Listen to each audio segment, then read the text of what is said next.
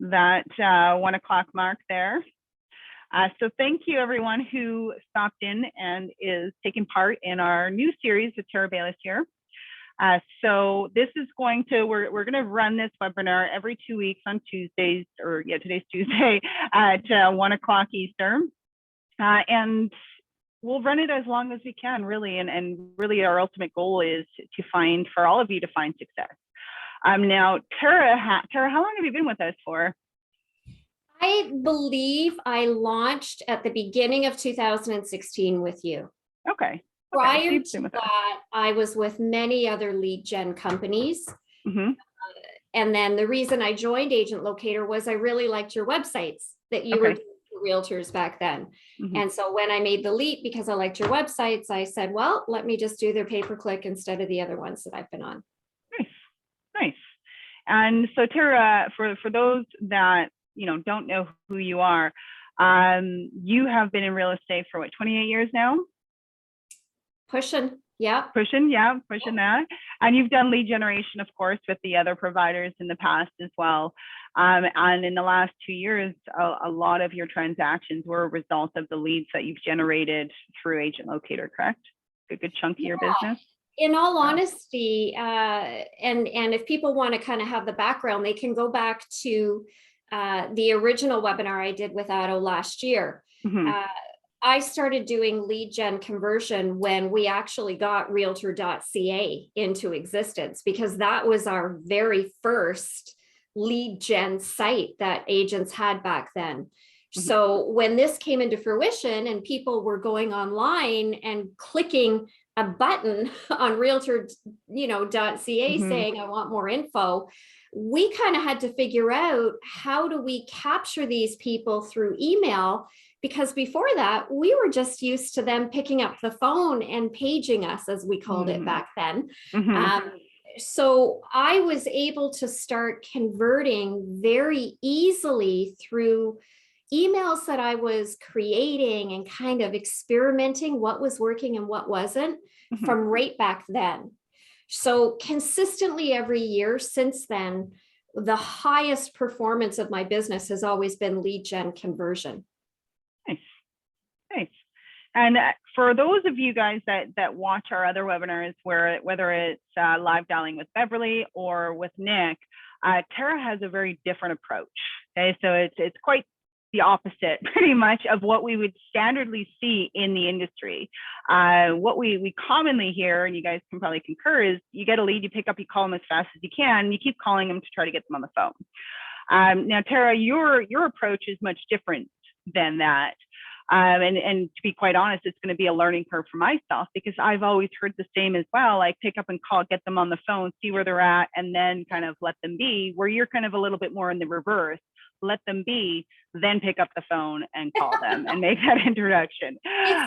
Yeah. But you know what, here's in total honesty, when I started doing pay-per-click leads, which was just after realtor.ca started, becoming into fruition, and then we started getting lead gen companies doing this, you did call them right away. I mean, I was so successful. As soon as that lead would hit my phone, it wouldn't matter if I was in the shopping, grocery store, liquor store, it wouldn't matter. I would call them back and say, hey, it's Tara. Thank you for logging onto the site. It worked back then, along with the series of drip emails that I created. What I found in total honesty, Crystal, was about 7-8 years ago, these calls weren't working like they used to. And I truly believe it was when all of our cell phones were now being sold to all these duct cleaning companies, carpet cleaning, where now we were getting calls, solicitation for services. And when I discovered, okay, it's not working when I'm calling them as soon as they hit my phone, I laid back. Because for me, my business is so successful on lead gen conversion that I am very well aware that you have to change the way you do things to keep up with the way that the people are acting. I don't want to be called when duct cleaning companies call me 10 times a day. I'm that person. I am. I'm like, why are you calling me? Right? So I held back. I stopped and I thought, okay, let me gain their trust through the emails rather than the emails along with my voice. And it worked. It worked just as good. But I do believe there is a time that you have to make a call. So the coaching company that I do with for lead gen conversion, I have a phone script book because there are times that I do believe you have to introduce your voice. So I think for a lot of people, Crystal, it's just trial and error. Some of the people that I coach, they say to me, I can't not call Tara. I can't. And I'm like, then you do you. But if it's not working, find a different time to make that call. And maybe it's 30 days later, not right away. Mm-hmm. Mm-hmm. Yeah. And I think even on other, we have different approaches that we hear where I know some agents, they wait at least 48 hours. You give them a couple days in there. We're not hounding them with a call. As long as we have that conversation with them at some point and they're seeing your name come across their inbox a couple of times, then there's, sometimes that connection, right? Or you have a higher chance of the lead actually understanding who it is that's actually calling them at that point. It's not like, who is this, right? They understand why you're calling at that point. I agree. And I call it this. I call, let me gain their trust before I introduce my voice. So my point now, my new way of thinking in the last few years has been there's power, so much power to your name going in somebody's inbox every day. And that's what it is as they start to see the listings every day coming from you. Oh, there's Tara. Oh, there's Tara again. And then a very soft, gentle drip. They now become familiar with you. So when you, as I call it, introduce your voice, I don't like to say calls anymore. Mm-hmm. It's easier for my head because we all get, about calling, right? Yeah. It's like, I don't want to. But when I now introduce my voice, depending on the scenarios of the lead, then, there's more power to that, much, much more power. So when I'm now calling the leads, basically what they're saying to me is, hey, Tara, it's so good to hear from you. Thank you. And that's what I appreciate. Yeah. Yeah, no, absolutely. It's a lot more welcoming on your part as the agent, because we hear so many stories where I'm sure a lot of you guys can concur that you call somebody and they're not the most pleasant person on the phone. And I'm sure that happens probably from time to time as well. But there's a lot of confusion sometimes as well. And it really comes down to how you're using your voice. I would suggest you can come across as nurturing and really wanting to help and get a better understanding, or you can come across as one of those duck cleaning guys that's really trying to make, as quick as money as possible. And it really comes across as sounding more beneficial to yourself rather than the lead thinking that you're calling and trying to work on their behalf. Right. So there's figuring out that fine line. And that's where, when I'm talking to individuals, I always suggest just have conversations with these people. Don't try to sell them anything. Most of them aren't ready to buy. Right. So learn and learn more about them, learn their story, and then it'll help you to position yourself to better understand how you can assist them from where they're at right now, what maybe be stopping them from moving, and what kind of resources and information you could be offering them to help earn that trust. And they're going to be, and do you find if you're reaching out to your leads and you're kind of taking that softer approach, that they're more welcoming to you when you are offering solutions or reaching out to them just to do a quick check-in to see how things are going? Absolutely. So I'm all about calling with a point to call. In here in the GTA, our market has changed very drastically in the last 2 weeks. So I've gone from a position where, I've got certain scenarios where I make a call to now, I want to call and tell them good news. And the good news is, guess what? We're now in a buyer's market. So when I'm making the call now to say, okay, guys, guess what? We're now in a buyer's market, and I wanted to be the one to tell you myself. The response I've had from the leads has been phenomenal. I've had leads where I've started the call say, oh, I'm so glad you just reached out to me. Take me off. I'm tired of this market. And then I'm saying, Crystal, wait a minute. The reason I'm calling you is because the market has now changed. Now they're saying to me, keep me on. Thank you. You know, those are things that when you go to send an email, you can't get it across the way you really need it to. The power of your voice is definitely essential. When I make calls, for instance, if I see that my leads want to see a property, those are times I'll make a call. I don't ask this whole list of survey questions. I just want to call and see how they're doing.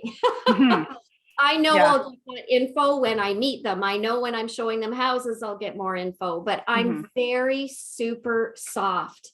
And that's why I believe I'm consistently so successful at conversion.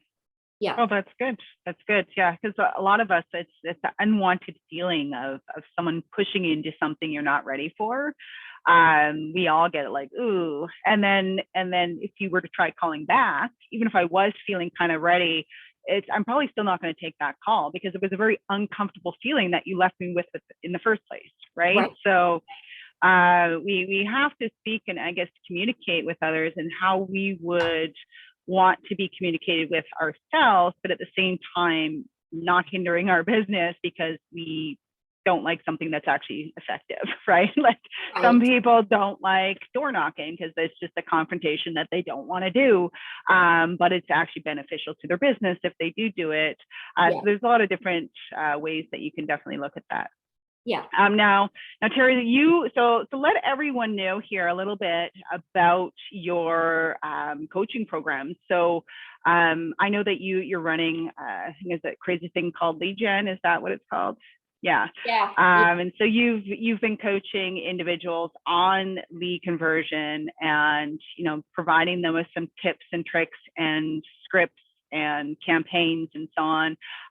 Tell everyone a little bit about that because we're going to be kind of focusing these sessions somewhat on that, but to get the full advantage of the program, it would definitely be using and signing up for Tara's program. But let everyone kind of know and hear what that would look like and what you focus on kind of start to finish with the whole coaching program. Well, up until when we were in the first lockdown, I helped a number of realtors convert leads because everybody kind of knew me in the area as the lead converter. And during the lockdown, our very first lockdown, a lot of realtors came to me because we weren't showing houses. In all honesty, many weren't going, oh my gosh, Tara, I'm desperate. I've got to get a deal, show me how to do the leads. So that's when I realized that I was spending my days because I was in lockdown too. I didn't know, should I run my business? Shouldn't I? What are we supposed to do? Most of my days were being spent helping people over Zoom do their agent locator leads or any other pay-per-click leads. And it kind of hit me that it's time now for me to write the book, put everything that I do really into perspective and create the coaching program. I called it this crazy thing called lead gen because it is crazy. There's no rhyme or reason to it. When I say this, I'll say it to the day I die. Every lead has their own time. This is not our show to tell them when they have to buy a house. This is their show.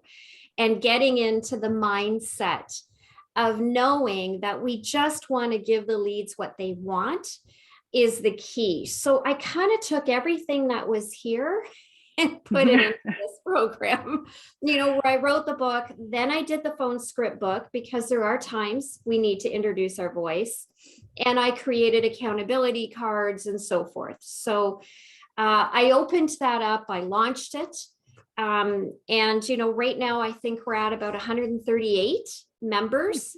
The beautiful thing about the program is you can buy sessions and you can use them whenever you want. I don't hold you down to every single week we have to do this. I know that we're all human and we all want money and we want the leads to convert sooner than some of them do. We're all the same. So as I'm coaching and some people really get into the realm of it and they start, getting the hang of it, They can do a session 6 months later with me if they have it remaining, just to kind of build them back up again. The thing about leads, the thing about being successful is always understanding that you just have to show them that you're the one. You know, an agent, I'll give you an example, an agent on my dashboard, she comes on and off at times.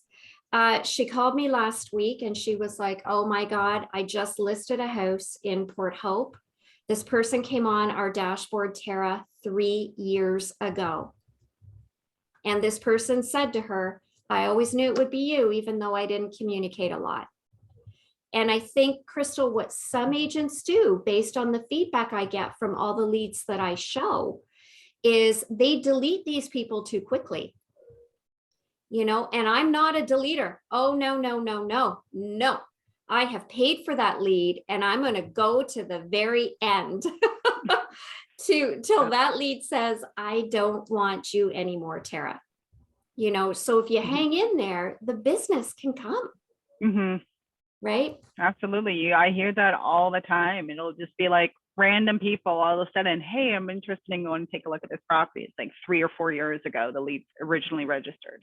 It's happened to me numerous times. Mm-hmm. And do you find that the older leads are the better leads for you? Like the longer they've been in your system, the more likely they are to transact for you, or what are you finding? No, I'm finding it polar opposite, but I will tell you about 10 years ago, my higher conversion was leads that were on the system 6 months or older. But now in the last 3 years, it's definitely the newer leads. But understanding too, that if people are having trouble converting, we're dealing with a whole other whammy here with people going, how can I possibly ever buy a house? Mm-hmm.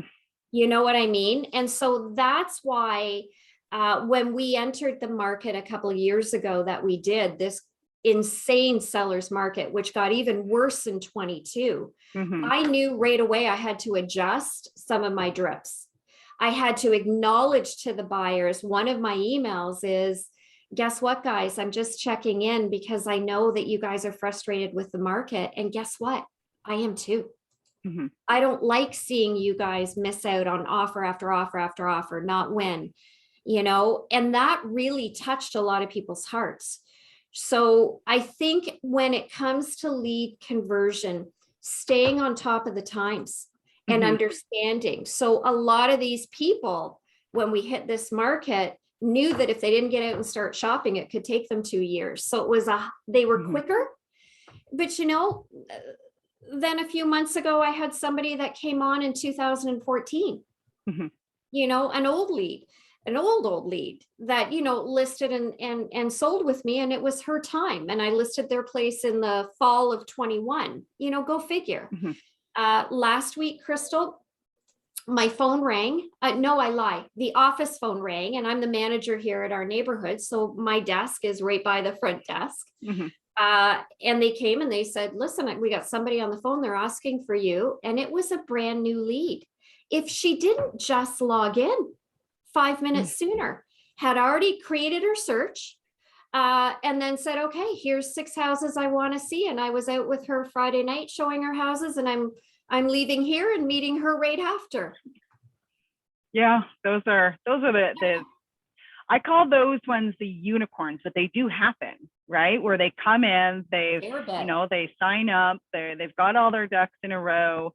They could have been part of other drips, you know, or receiving listings from other people, but maybe those other people hadn't done anything for her. It happens.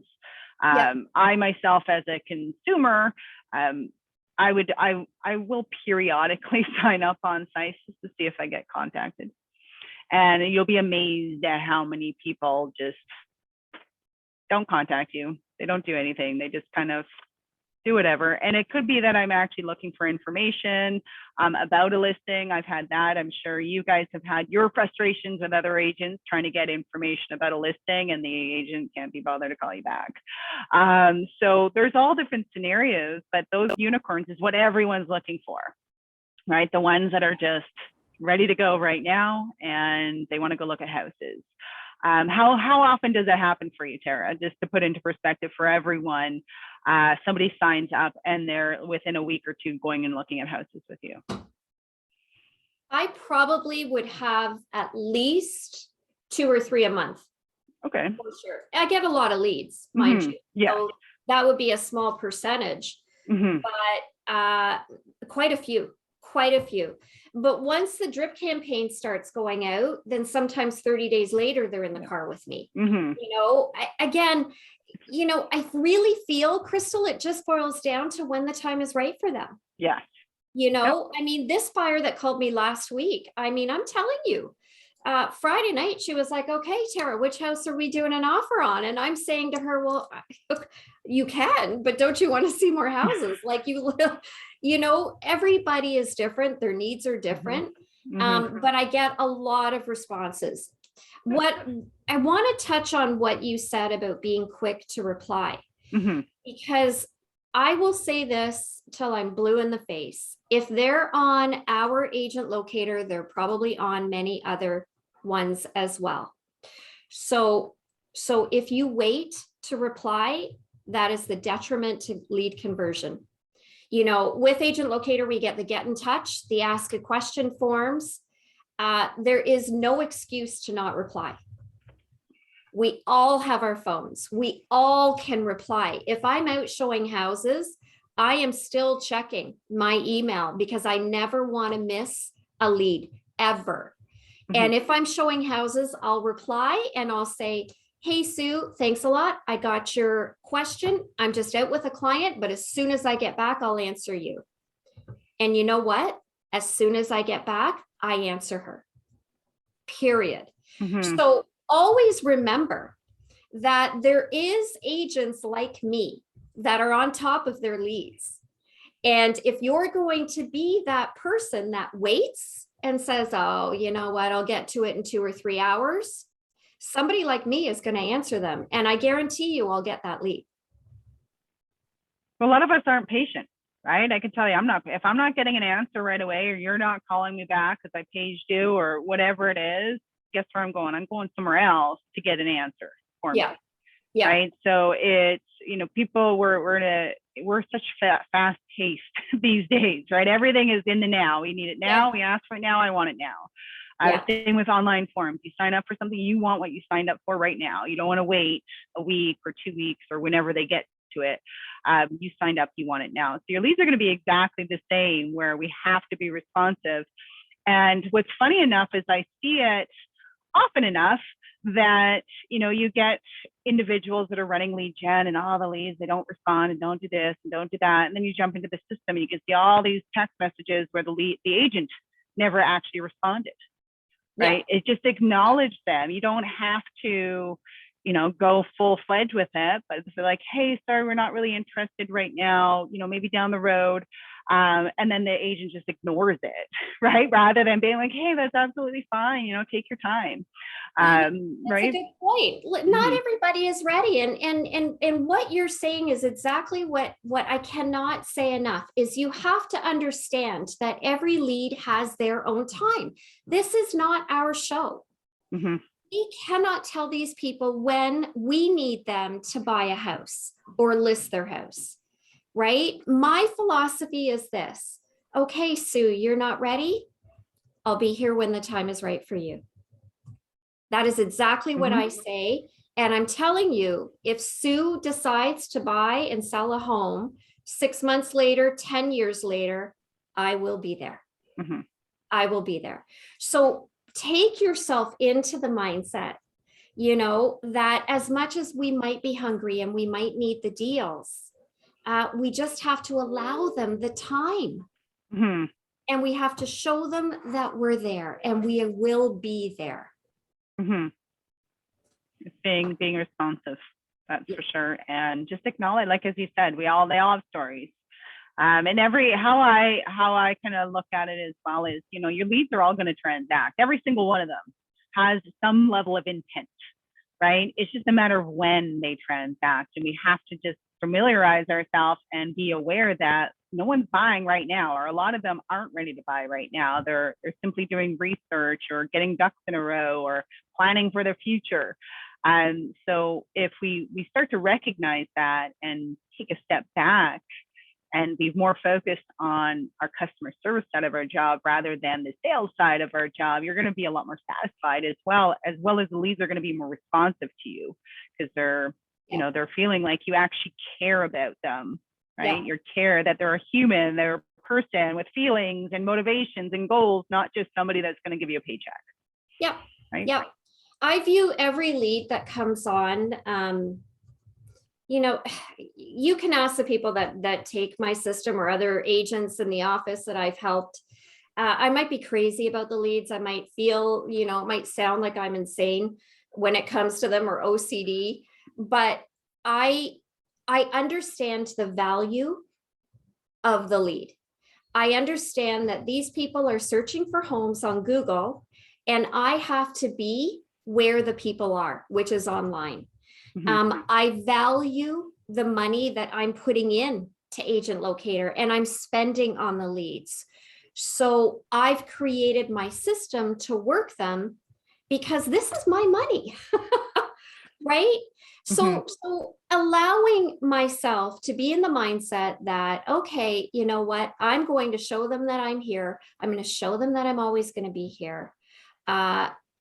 Makes me understand again every single day that this is a very big pillar to our business, that I work every day and I do it as best as I possibly can. The mindset is the trick to being able to convert 100%. And somebody's saying about not, having issues with phone numbers and so forth. Listen, I'm not really too upset if I don't get a phone number, because the leads respond to my drip campaign. So I get a lot of emails back. I can get their phone number once I start communicating with them on email. Yeah, a lot of people, a lot of it is earning the trust, right? And showing your value as to why they would want to produce a phone number for you to contact them on, for sure. Some people don't provide a phone number because they're not anywhere near being ready. And they know if they give a phone number, they're just going to get all these phone calls that they don't want. Yeah. And we have to be okay with that. Everyone, as you said, they all have their own time. It's not our time, it's their time. And when they're ready, right? Yeah. Yeah. Now, what is this person saying? That 98% are going to voice message when I call them, no matter the time I call. So what do you do in a situation where you've got your drip and you're trying to make, that when to hear your voice or introduce your voice, but you never seem to be getting through? What do you personally do in those situations? You just kind of keep the drip going or leave a voice message? I always leave a message if you're able to. I have on my drip campaign, I've created a couple of the SMS touches as well. So, I don't, like I said before, I don't lay a high importance on me being able to speak to these people on the phone, because they reply to my drip campaign and I can get their phone number. I can get them talking in another way. So for this, I think it's Ravindra, I would just say focus on the listings, focus on the emails that you're sending. Remember, we don't want to sound too pushy, right?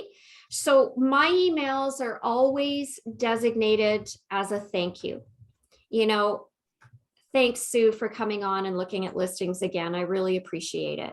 Let me know if there's anything that you need me to change for you. They're very soft. They will reply. And I think that's the biggest thing with people is whatever drips they're using, and people write their own, or maybe they're using yours. If they're not getting the replies back, then right away those emails aren't working. So we need to kind of redo them again in a way where people will reply and we can talk to them that way first. Right? But for me, incorporating a couple of the text messages now into my drip has just sort of been a way of me testing and seeing okay, well, they're not really answering the phones anymore. So will they reply to a text? And I'm on the fence still a little bit with that Mhm. too. Mhm. I'm not seeing the same results as I am through the emails. Yeah, I think everyone is very different, and there's such a large quantity of automation out there for all different things. I feel a lot of people think that the messages are just robots, right? So then it's like, oh, not going to reply, not going to Yeah. reply, right? So sometimes you see responses where the person is responding thinking it's a robot, and then the guy's like, no, this is actually a person. I'm a human here, right? So sometimes you can get creative and even indicate, hey, I'm a real person. So if you have any questions, I'm here. But do you find, so kind of into the topic of emails, and I've always personally gone by the standard for myself or just guiding others that short and sweet and to the point, nothing long winded like a big newsletter, like you sat there for an hour sending them an email. Most people aren't stupid. They know that this is a drip. It doesn't look like you personally are trying to reach out to them. So how are your emails typically put together that are part of your campaign? So I try to have no more than 2 paragraphs, short. Mm-hmm. One of my emails is a little longer, and it's just because it's designed for sellers. And I put that in there very specifically because I buy the buyer leads, and all my buyer leads usually have houses to sell. So I incorporated a bit of a longer one that basically talks about some really good tips if you're thinking about selling. Mm-hmm. Other than that, they're all very 2 short paragraphs. They're just to the point. One of them that goes out on day 30 is another, hey, thank you for coming back on the site. I really appreciate it. Would you like to go out and see some homes? Mm-hmm. And then always the line at the end is, here's my cell number. Feel free to text me if that's easier for you. I'm always happy to help. Mm-hmm. I always approach a lead the way I want to be approached.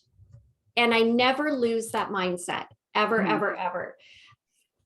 Crystal, I've known you. You were my account salesperson when I joined. If you were to send me an email that was this long, I'm telling you right now, even though I know you, I would not read it. I know. In the same way, I'm like, I don't got time for this. Yeah. I scan the first little bit and be like, yeah, that's it. I know. That's And it. so my mindset is the same way. And Mm-hmm. it's the same with the phone call. When you do introduce your voice to these leads, it used to be that you have to ask them all these pre-qualification, questions because you don't want to waste your time. And I don't do any of that anymore. I stopped doing that about 8 years ago. Here's the deal. When I'm talking to somebody on the phone, again, I'm thanking them for coming on my site. Do you need me to change your criteria at all? Is there anything I can do? And I let the lead direct the call. Mm-hmm. Plain and simple. Sometimes the leads will say, you know what? I'm really good. I like your site, Tara. I really appreciate you calling. I'm good. Crystal, I'm good. Okay, Bob, have a good day. It was nice talking to you. Then I can do the same phone call, and I've reached Mary, who, doesn't like her husband, and, their dogs are a pain, and, I hear the whole story. Right. Mm-hmm. So my philosophy when it comes to a lead is they direct me, and that builds trust. Yeah. Right. So I know when I'm out with them and I start getting them what I call in the car. In the car for me is I'm either showing them houses or they've had me in their property for a listing appointment. I know anything of the extras I can get when I'm doing the face-to-face. Mm-hmm. Because it still might take them another year before they're really ready. Mm-hmm. But I'll tell you something, when I meet them, they'll use me. Yes. They'll use me.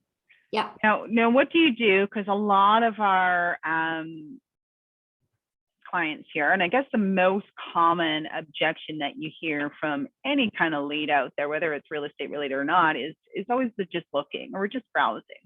which is, it's a natural passive way that we all do it, right? Walk into a clothing store, there you are, we're just looking. How do you typically go about handling that objection? Like what, do you still dig a little bit deeper, or do you just kind of say, okay, No, go be it? no. So what I do is I say, okay, thanks a lot, Crystal. You know what? That's what the site's here for. Enjoy the site. And when the time is right for you, I'll be here. I will not delete them. I paid for the lead already. Why am I deleting them? Yeah. And I'll tell you what my experience over so many years of doing this. And again, even before Agent Locator, my leads refer me to people that they know. And to this day, some of my leads that have referred me to their family, I still to this day have never physically met. Mm-hmm. So remember, Sue logs on, Sue's not ready, but it's not always just about Sue. No. Never forget it's about who they know. Mm-hmm. So that's okay. You're on looking at listings, enjoy. Mm-hmm. I'm here when you're ready. Mm-hmm. And so that's what I think is the proper business way of looking at lead gen, because it's not just about them, it's about who they know. And they do refer me all the time, all the time. Yeah. And do you primarily let your campaigns do your follow-ups for you? Or let's say if today you called me and you're like, okay, I'm like just looking, and you're like, okay, whenever you're ready, do you tend to personally do a follow-up at any point, or do you just let the drip campaign do those follow-ups for you? The campaign is only short. Like, the campaign is not years. So what I do is I let the campaign do the work, but we always book tasks so that I can go back in and take a look at Sue, right? So every day, and listen, it's a lot of tasks. There's a lot of tasks, right? But I do them. I do them because this is a pillar to my business and I'm a commission salesperson, right? So I always do the task. So the task is now going to say, listen, I talked to Sue and now I'm going to follow up with her. It's been 30 days, 90 days, whatever it is. Also, I send, and I have since the day I joined Agent Locator, I have always sent my leads my newsletter. Always. I embed it into the email. I never do it as an attachment, and they love it. All my leads also get, when I do open houses, open house invitations. I'll send them the video tour and I'll let them know I've got this and they're more than welcome to attend. So even the people that haven't been ready, honestly, no word of a lie, have come to meet me at my open houses because they just wanted to finally meet me. And I'm okay with that. And I think that's why you see from my perspective and how many leads I have, they'll use me when the time is right for them. And that might be 10 years. It might be 5 years. It might be 2 months. Yeah. So I'm constantly keeping touch with them and they're always getting listings. So never forget, when the lead comes on these sites, all they want to see is listings. Yeah.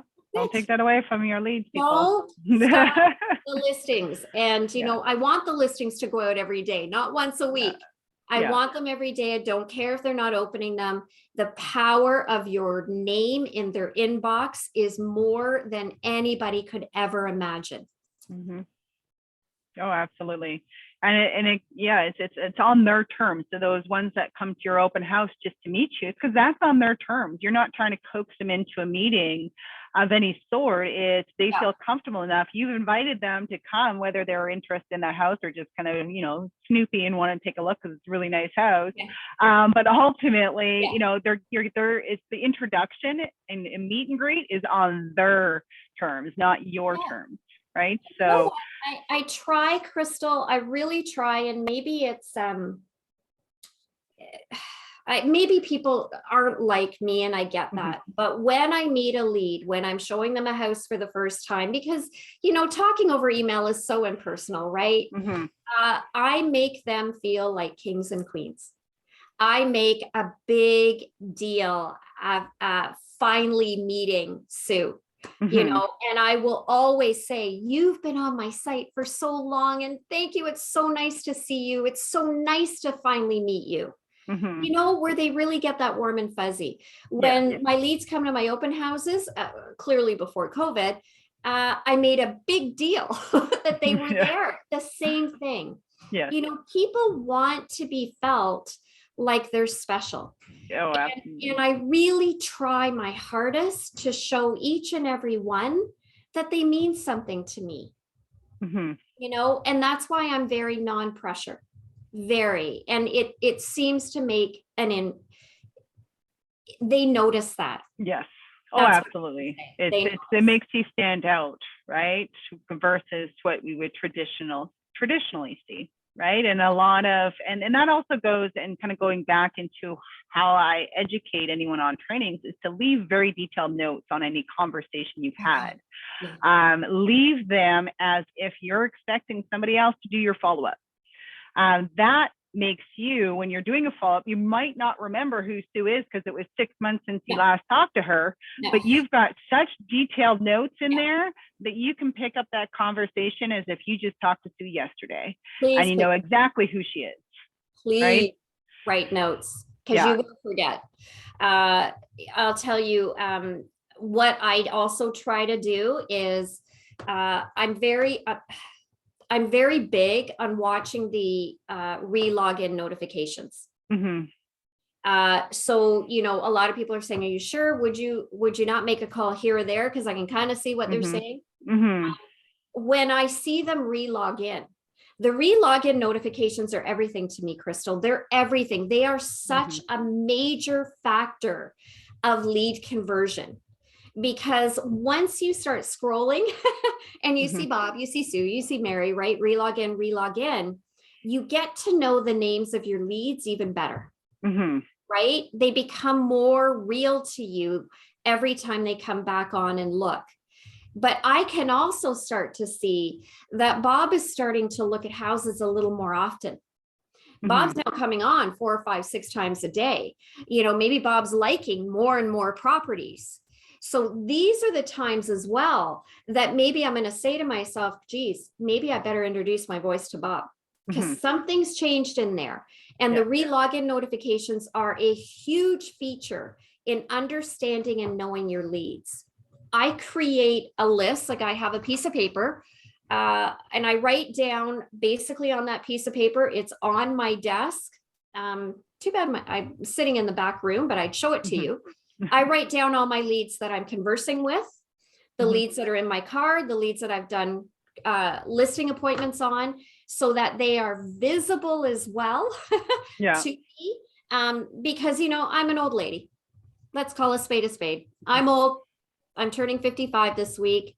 I don't want to forget anybody. So when Mm-hmm. I write them down and they're right on my desk, then I can also say to myself, oops, let me go back in and take a look and see what Bob's been doing. Mm-hmm. I mean, it takes no time No. to do that. No. Yeah. It doesn't. And do you have your lead notification, your lead alerts for every time someone logs into the site, or is it just if they look at a listing 3 or more times, or how do you? Every time. Okay. And I have thousands. But, you Yeah. know, again, this is, I cannot stress enough how important that is, in my opinion, and my success on getting to know your leads. Because when you see the names coming back in, and as I've coached Mm-hmm. other people who haven't had the re-login notifications, when I say, ask Agent Locator, switch it on for you, they'll text me and go, oh my God, I didn't know. I'm so glad. Right? Mm-hmm. Because we don't always have time to go back, open up the dashboard and look and see who's been on. Mm-hmm. You know, we're busy. But if I'm at a buyer appointment and I'm waiting for the buyer to show up, I can scroll the emails and I'm Mm-hmm. always dedicated to just opening up and seeing. Right? Mm-hmm. And that's what helps with the conversion. I really believe that, Crystal. So I get it all. Mm-hmm. And there's times that I've got to go through a couple of times because I might miss. Yeah. You know, the book of showings come through there as well. Yes. We ask questions, all of it's really important. Mm-hmm. No, absolutely. Yeah. Absolutely. And so do you action or you just more visualize and kind of memorize, almost like memorizing the names and seeing the consistency that Bob keeps popping in. Bob came in again today. Bob came in again today. Is that what you're looking for? I'm looking for that. When they favorite a property, clearly they ask a question, the get in touch forms, the book of showings, always. So what I do is if I start to see somebody coming in, and I do a lot of the looking that way on my phone, I'll star it on my Gmail, and then I'll hit the print, and I'll actually print that from my printer, so that when I get up, or when I'm now going back up to my office, I'll grab it, bring it back in front of me, open up the laptop, and now I'll work on that. Okay. That's how I do it. I see a question here too about opting out. Yes.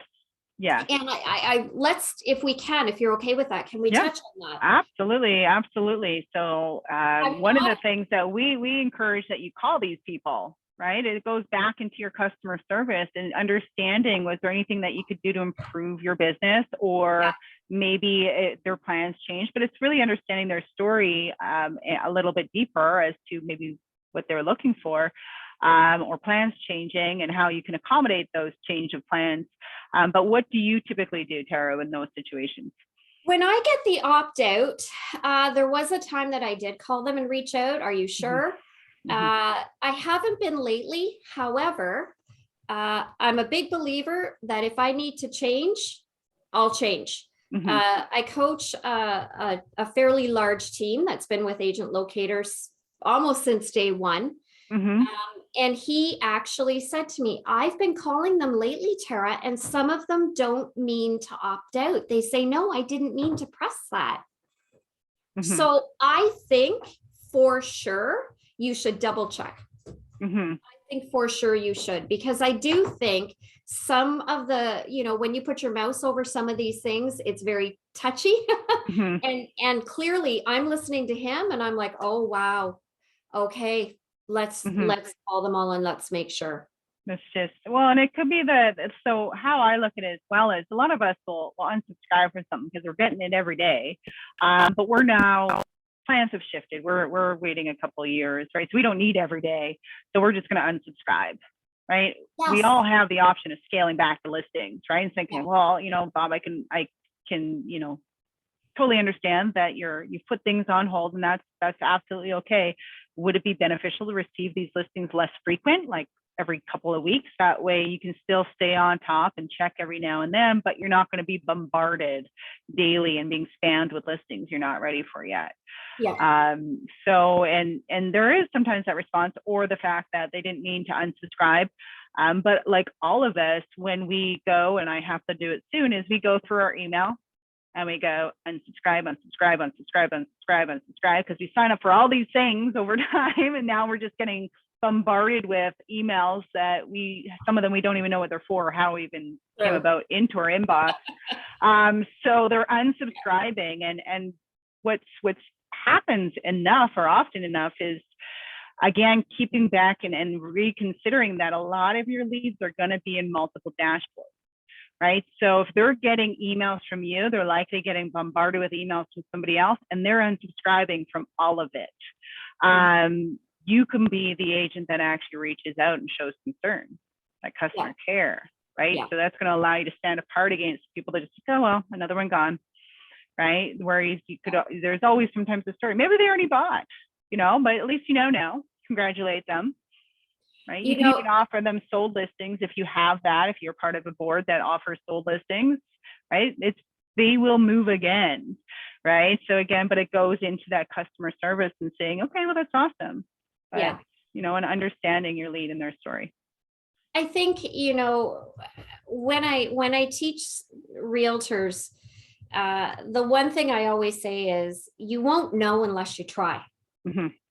So right now, I think that there are a lot of people on Google. I mean, we're getting a lot of unsubscribes. I know all over the map, everybody I'm talking to, the unsubscribes are a little bit more than they were a little while ago. You might as well call and just say, are you sure? I mean, you've got nothing to lose, but you've got everything to gain. And I know after talking with this gentleman, this team leader that I'm coaching, I was like, you're right. why am I just saying, okay, let me double check. So try it and see. Mm-hmm. Yep. And Charlene is kind of saying, do you delete anyone that does not have a valid number? Charlene, I don't. No, Charlene. No, because they get the drip and they reply to the drip, and then I can get the right phone number. I'm cool with that. Yeah. I am so cool with that. Not everybody puts in a good phone number. I mean, I'm all right with that. I probably wouldn't either if it were me, in all honesty. It's and there's a lot of different ways you can approach that too, right? You can include that in, create a little mini drip. We do have a bad phone number one where you can modify and tweak it to sound more of how you would want to talk to somebody, but it's ultimately trying to get them to feel a little bit comfortable about providing you a valid number. A lot of the times the errors in the phone number aren't intentional. Right, we're all so quick, and our chubby fingers hit the wrong buttons, but we just hit submit anyway, and it seemed to work. So there we go. We had full intentions of giving a good number. It just doesn't always work out that way. So those people are probably more than willing to provide you with a good phone number. But it's again how you would put together that email to want to for them to want to give you that contact information, right? And for some people, it's a matter of earning it, right? Not everyone out there is willing to just give out their email address or give out their phone number to a form on a website. Sometimes we have to show our worth and our value in order for them to want to provide that extra piece of information about themselves. I usually have no trouble getting a right phone number. It doesn't even concern me. What concerns me more is when I don't have the right email. So I always double check my emails if it comes up invalid just for a typo. And I've come across that there have been quite a few typos where they spelled Hotmail wrong, or, if the name is spelt wrong, but the name they registered with, I'll play around with it. Yeah, I've done the same, and it often results in a valid email. It's just we move quickly and don't even spot our own mistakes. It's like using your cell phone and you're trying to log into something and it keeps saying invalid. You log it, you're like, and then you look back and you're like, oh, I spelled my thing wrong, right? So it's the same thing. It's just they're doing it. It's just not capturing or letting them know right then that it's invalid. Right? It just lets them. It unfortunately just lets them through, and they don't know any different. Yeah. Right. So it's a little bit different. Yeah. Now, I know, let's see here. Does anyone have, we have about 9 minutes left here with this webinar. Does anyone have any questions that you would like to ask Tara, whether it to be with, communicating with your leads, what information you should be offering in those emails, call scripts, like things that you should be saying, anything that you'd be interested in having a little bit of an insight or a viewpoint from Turon? We'll go through some of these that we see. And you guys can use the chat on here. There is the Q&A area as well. Okay. For that, so there's lots of different things there. No, you got a couple. Oh, the seller's leads. Okay. Yeah, we can talk about that, shall I? Yeah, you betcha. So I just started getting the agent locator seller leads. I've got a fairly decent budget that I just said to them, okay, why don't we take, X number and try the leads. So I'm new to the seller leads. What I know is a lot of people, when they log on, and they're filling out the more information, seller form, what's my home worth, they're thinking that they're going to be getting something right away. I'm an old school agent. I will not tell anybody the price of their home without physically being inside their home. So what I'm doing now is I'm now working on a seller drip that when the seller lead comes in, I respond to them right away. I send a nice email saying, thank you so much for inquiring about the value of your home. I need to pop by and take a quick peek. When is a good time? I'm getting responses, Mhm. but I also know that I need to treat them just like the buyer leads, right? Mhm. They're going to have their own time, and it really is about the communication. So I'll have more of an opinion on it once I create my drip for it and I really start seeing what the return is like, Mhm. because I'm really new to the agent locator seller leads. The ISA, can I be honest? I don't like anybody making my stuff for me. I'm very big on communicating, Tara, to the client. However, if it's not your forte, if some people just clam up and they just can't present themselves in the way that they want to, then do the ISA, try it, and see if that doesn't work for you. Mhm. I'm a big believer. I don't know that much about it because I've never used your ISA, Crystal. But I'm a big believer that whoever the clients are, the ISA has to sound just like them. You know, the wording kind of has to be all in sync with whoever you're doing it for. Oh, absolutely. Normal ISA is inside sales agent. So somebody that generally, like agent locator, we do it through SMS. So we try to engage those leads through SMS to do a handoff. Traditionally, what you'll see is having centers or individuals that call leads to essentially get to the point of either a call with you or conversion to an appointment of some sort. But there's good companies out there and there's not so great companies out there as well. There's some that people just rave about because they understand the industry as well inside and out, whereas I've heard horror stories from other people that hire similar type, ISAs that have no knowledge on real estate whatsoever. So it was just not ideal, right? So, but again, it's if you're doing a handoff, it's trying to find somebody that you mesh well with or has a good understanding of you and your values and how you treat your clients so that they can essentially offer the same. So whether you have somebody in-house that you hire to just call and work your leads for you that has a good understanding of your business and your values, or if it's a third party, it's just making sure that you get assigned to somebody that can, replicate that for you on your behalf.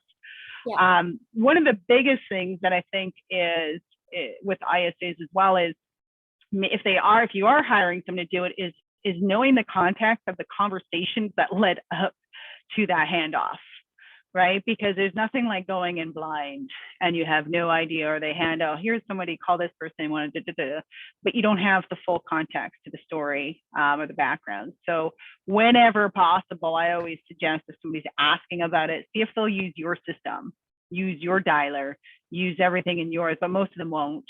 But then you have full disclosure before you're reaching out to someone is everything that transpired up until that time that you're now reaching out to them or you're going to go meet them.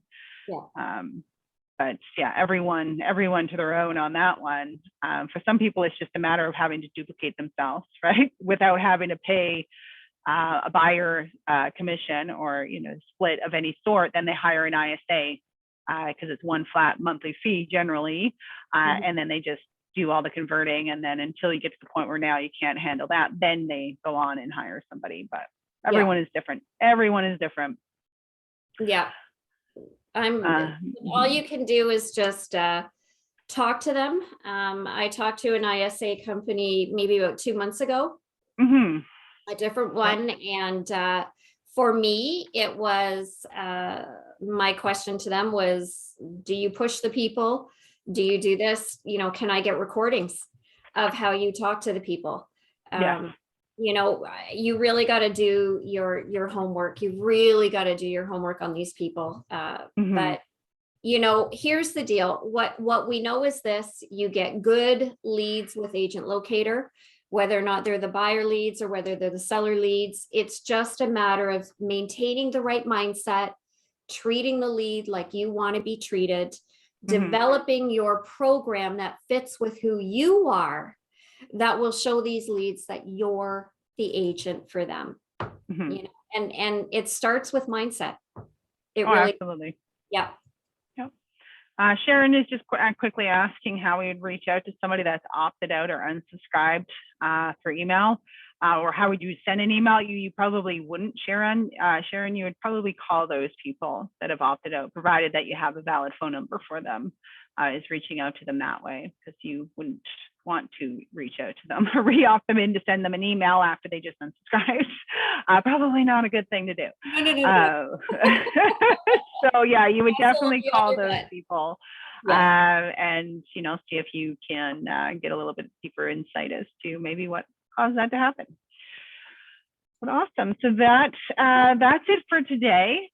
Thank you everyone that came on board, and Tara, of course, for joining us and offering this to our clients here. So next time will be, I guess, what is the next day? The 29th will be our next session at 1 o'clock, and we'll go from there. I'll be here. All right. And if you anybody guys, has suggestions of what they want us to talk about in regards to lead conversions, I'd love to know. Yeah. Yeah, absolutely. We can definitely pull up different topics of discussion where we can show you. And next time even I'll have the CRM open on the other end as a trial, like our training one. That way, if we're talking about lead alerts or something like that, I'm going to be able to quickly show you how you could go in and see if yours are on, or that sort of thing, right? Okay. Kind of, in connection to with whatever we're discussing. But yeah, you guys can shoot me an email if you like. You'll get it with the Zoom stuff. If you have any suggestions or things or topics that you want to go over as we kind of move on through this series. Awesome. Well, thank you, everyone. Enjoy the rest of your Tuesday, and we will see you all in a couple weeks. All right. All right. Bye, guys. Bye.